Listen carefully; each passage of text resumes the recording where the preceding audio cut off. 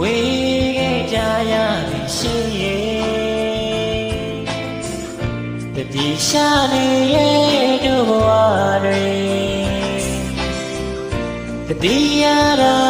င်းလေးစားမနိုင်နေဟာ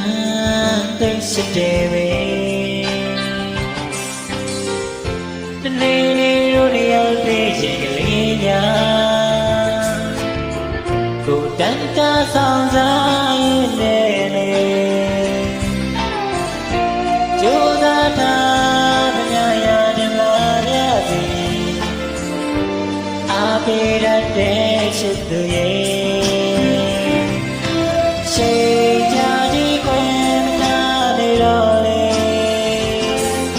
အခုတို့ဝါများခြင်းချေအေးရစီသူ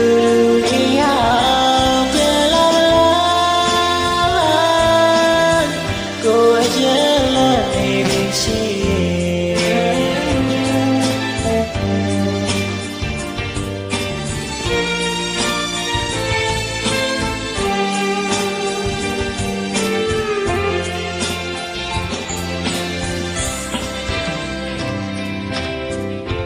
ရေတတိယပါမရှိရဲ့